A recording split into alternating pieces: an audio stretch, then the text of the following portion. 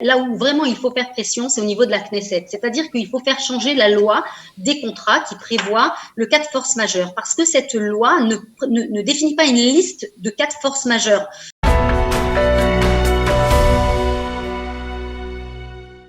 Tout de suite, notre ami David Gian, donc de ID Venture, c'est ça, j'ai bien prononcé ou je vous ai écorché?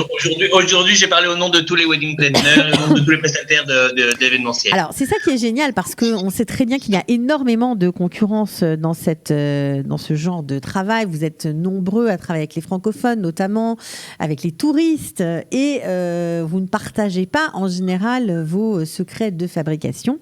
Mais là, il y a eu un grand changement chez les francophones. Est-ce que vous pouvez nous en dire plus? Oui, tout à fait, Cathy. On a tous retrouvé un peu dans la même situation début mars, les premiers à arrêter de travailler, à se retrouver, nous qui aimons la fête, à se retrouver seuls à la maison. Et à l'initiative de Teddy Benamou, un vidéaste, on a commencé à discuter entre nous, entre prestataires, entre wedding planners, un petit peu à comment on allait reprendre le travail et comment serait le monde de l'événementiel après le corona. Et d'une petite initiative, c'est devenu un grand mouvement et tous les prestataires francophones se sont réunis. On est aujourd'hui plus de 70 prestataires organisés en sous-groupes de travail en fonction des corps de métier pour essayer de faire un petit peu avancer, reprendre au plus vite le travail et préparer les événements futurs dans un cadre qui sera sans doute différent parce que je pense que le monde de l'événementiel va évoluer. Alors, c'est un peu plus que ça parce que vous avez, on va dire, vous avez rencontré la responsable de tous ces producteurs d'événements israéliennes. C'est-à-dire que vous vous êtes mis sur les rails avec les Israéliens, c'est ça? Effectivement, on essaie vraiment de comprendre et de se positionner face à tous les acteurs du monde de l'événementiel en Israël pour faire écouter la voix des clients francophones, des clients venant de l'étranger. Bien entendu, la part des Français et des francophones est importante, mais il y a aussi tous les clients venant des autres pays. Donc, on essaie un petit peu de trouver toutes les forces pour essayer de faire entendre cette voix de gens qui ont réservé des événements et ne peuvent arriver en Israël, des gens qui ont des événements qui vont devoir être en bidoude et donc qui ne pourront pas faire leur événement. Enfin, on a plein de cas et donc ces cas-là, il faut les faire entendre parce qu'effectivement, si en Israël, a priori, le 14 juin, on pourra refaire des événements de toute taille. C'est évident que nous, nos clients, ne pourront pas arriver en Israël avant, on ne sait pas quand. Peut-être cet été, peut-être au mois d'octobre, peut-être l'année prochaine. Alors, ce qui est très intéressant, c'est que il y a de nombreuses fêtes, de nombreux mariages, de nombreux événements qui étaient programmés et on a vu que les salles qui devaient accueillir ces mariages, ces fêtes, etc., se sont mises d'accord entre elles, entre corporations, on va dire, pour ne pas rembourser l'argent qui avait été versé en acompte pour réserver tout simplement ces événements. Est-ce qu'on a du nouveau là-dessus? Est-ce que vous essayez de faire pression pour savoir ce qui va se passer pour ces familles qui ont peut-être perdu de l'argent, peut-être pas encore? Où on en est de ce point de vue-là? Disons que notre expérience nous permet de savoir de toute façon, cette crise, elle va faire perdre de l'argent à tout le monde, aux clients, à nous, prestataires, aux salles. Nous, on connaît les prestataires des salles, on connaît les propriétaires des salles. On connaît aussi leurs problématiques à elles, qui pendant 2 mois, 3 mois ont été fermées, ont payé des loyers très importants, ont eu des frais pour tenir les salles en état. Donc, on comprend aussi la détresse des salles. Mais bien entendu, il faut aussi qu'eux comprennent la problématique de nos clients. Et effectivement, on se retrouve face aujourd'hui à une incompréhension. Nous, on a nos clients qui ne peuvent pas arriver et les salles qui nous disent « mais moi, je suis ouvert ». Qu'est-ce qu'on fait? Comment on peut faire ça veut dire que pendant le corona où les clients ne pouvaient pas arriver et les salles n'avaient pas le droit d'ouvrir, quelle était la réponse de ces professionnels? La politique générale a été d'offrir la possibilité de repousser à la date qui convenait aux clients. Ça a été clairement dès le départ la position des salles, donc plus ou moins facilement, plus ou moins amicalement, ça a été fait avec. C'est-à-dire qu'ils ne rendaient pas l'argent, ils disaient on vous garde la possibilité de faire votre événement plus tard. Voilà, avec des salles qui disaient vous pouvez aussi le passer à votre cousin, cousine, etc., ou à qui vous voulez. D'autres ont parfois voulu un petit peu exagérer en demandant une pénalité ou un supplément de prix pour un report d'événement. Donc ça, c'est des choses sur lesquelles on a réussi au cas par cas au départ. Maintenant, en tant que collectif, on va le faire de façon bien plus structurée, justement, d'arriver à obtenir des bonnes conditions pour bouger l'événement. Ça, c'était le point de départ. Alors justement, nous avons maître Sandrine Drey de l'association Isra Droit qui, je crois, est avec nous. Sandrine, vous nous entendez ? Oui, parfaitement. Bonjour. Bonjour Sandrine. Alors, ces salles qui n'ont pas voulu, on va dire, rendre l'argent, qui ont dit, OK, on déplace l'événement, mais il y a aussi des familles qui ont eu peur, tout simplement, ne savant pas ce qui allait se passer, qui ont voulu annuler, et donc ils ont perdu leurs arts. Est-ce qu'il y a une loi ou une possibilité, alors je sais que c'est en fonction des contrats, mais est-ce qu'il y a moyen de faire pression sur ces salles pour récupérer l'argent perdu ou pas du tout? Alors, je pense que d'abord, on doit faire un peu d'ordre. Okay. De quoi est-ce qu'on parle? On parle du droit des contrats. Maintenant, actuellement, on est en train de discuter des contrats qui ont été signés entre les personnes qui réservent des salles et les salles elles-mêmes. Mais il faut savoir que cette problématique qu'on est en train d'évoquer, elle concerne tous les domaines du droit des contrats. Et c'est-à-dire que, en fait, ça touche le domaine des contrats de tout ordre, que ça soit dans le domaine commercial, immobilier, import, export, location. Tout le monde est touché et tout le monde vit exactement la même problématique. Donc, je pense que déjà, il faut regarder la chose dans sa globalité, mais je vais bien sûr rattacher mes propos à la question spécifique posée par rapport aux salles de mariage. Alors, comment est-ce qu'on doit analyser la problématique? Premièrement, il faut savoir que ce qui va être vérifié, étudié en premier lieu, c'est le contrat. Alors, le contrat, il peut être oral ou écrit. Et oui, on doit quand même regarder au cas par cas ce qu'il se passe, même s'il y a un regroupement, un collectif qui s'est créé. Il faut savoir quand même que c'est comme ça que les juges vont fonctionner. Première des choses, le contrat, à la lumière de la loi et de la jurisprudence. Contrat, loi et jurisprudence, c'est comme ça que les juges israéliens vont statuer en fait et en droit. Que dit la loi? La loi israélienne en matière de droit des contrats prévoit le cas de force majeure. Qu'est-ce qu'un cas de force majeure?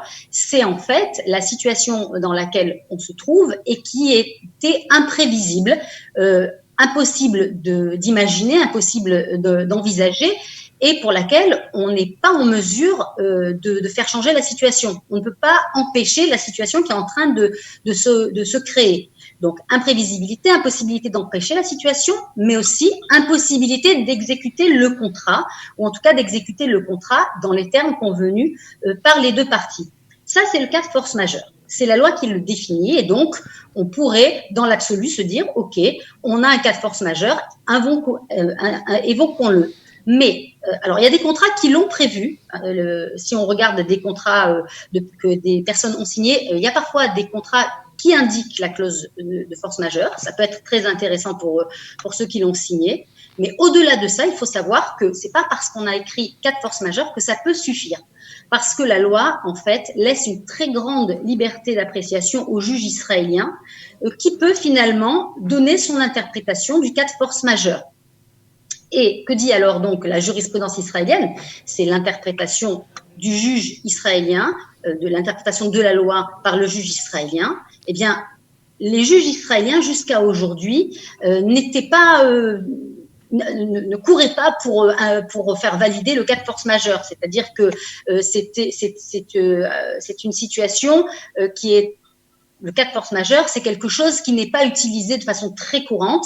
Et d'ailleurs, on a un exemple dans la jurisprudence où on avait demandé que le cas de force majeure soit reconnu et pendant la guerre de Kippour.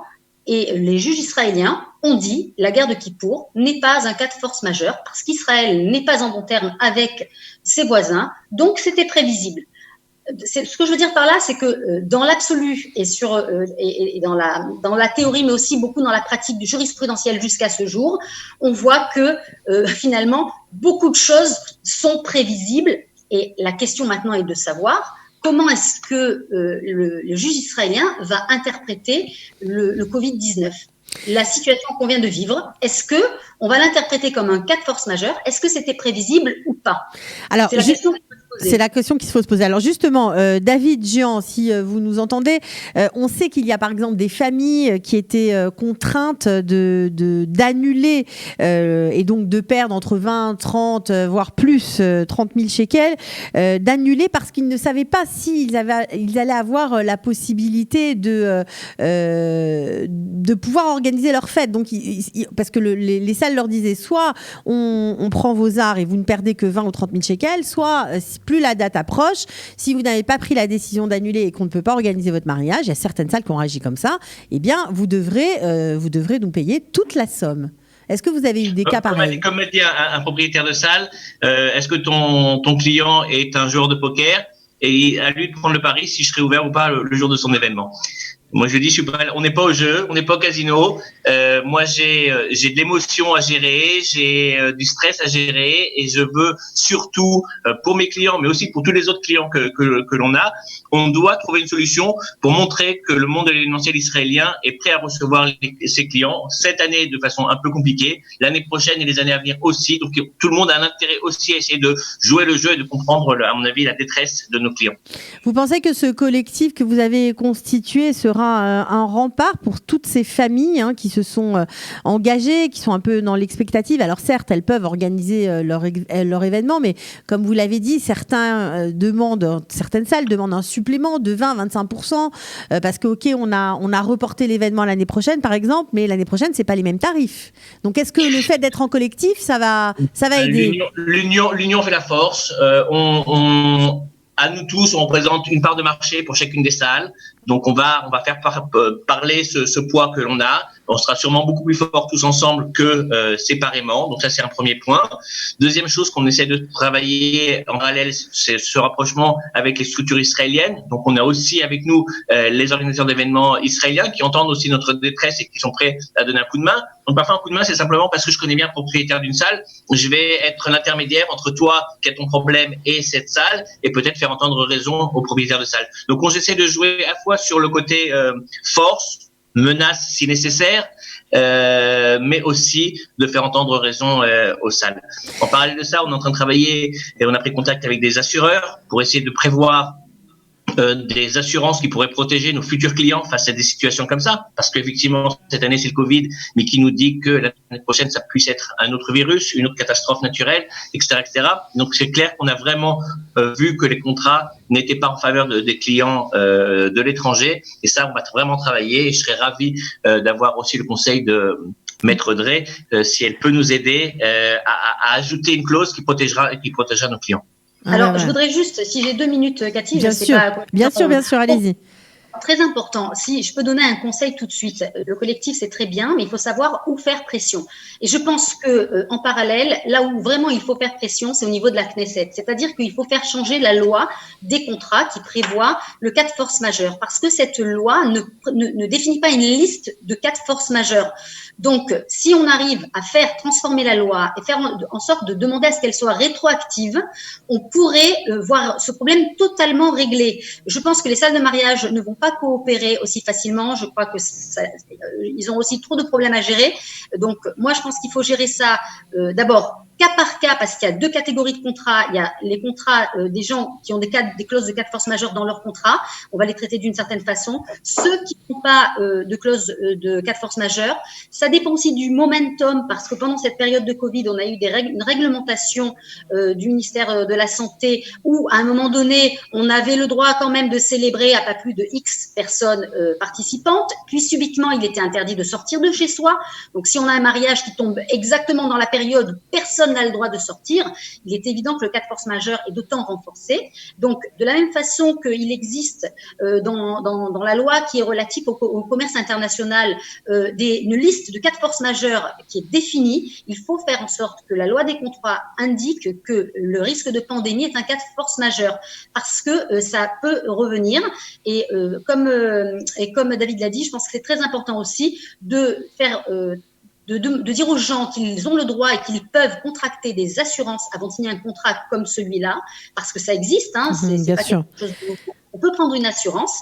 Et troisième des choses, absolument faire rédiger, lire et corriger son contrat par un avocat, parce qu'en fait, il faut absolument dans le contrat organiser de façon très solide les conditions d'annulation du contrat. Donc en fait, pour se préserver, il faut avoir un très bon contrat. Voilà, et c'est pas toujours facile avec les salles, hein, on le sait, de blinder le contrat, qui pressent pour la signature, qui font tout pour que l'avocat n'intervienne pas. Alors ça, c'est une chose, et on donc prendra... un mariage réussi, c'est un bon avocat, un bon wedding planner et un bon mari ou une bonne femme.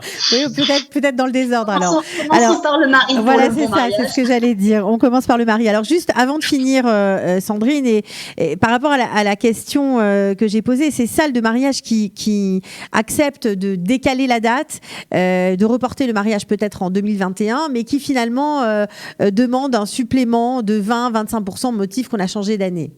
Est-ce qu'on peut faire quelque chose? Là, on rentre dans la négociation. Voilà. C'est pour ça que je le dis, je le répète, il faut être accompagné par des professionnels. D'accord. Parce que la négociation, ça s'improvise pas. Et donc, il ne faut pas accepter tout ce que les salles disent ou tout ce que... Voilà, c'est ça qu'il faut dire. C'est ça qu'il faut dire aux gens. On n'accepte pas tout. Et si on nous impose des choses qui paraissent abusives, eh bien, on prend le conseil d'un avocat. En tout cas, je vous remercie à tous les deux parce que c'était très intéressant et on espère, Sandrine, que cette idée de remonter à la Knesset une proposition de loi pour faire changer le droit des contrats, eh bien, j'espère qu'elle va suivre son cours. David Jean, bravo pour ce collectif des professionnels de l'événementiel. On espère que ça se poursuivra après le coronavirus. Et voilà, vous avez de quoi faire. Je crois que vous avez plein de choses à vous raconter tous les deux. On va vous laisser. Merci beaucoup en tout cas. Merci Cathy, à très très bientôt. De rien, à très bientôt. Au revoir. Bien, au revoir. Retrouvez du dimanche au vendredi notre live quotidien spécial coronavirus. 3 heures de direct ininterrompu de 8h à 11h. Pour tout savoir sur l'actualité du virus en Israël, mené par Daniel Haïk, Olivier Granillic et Cathy Choukroun.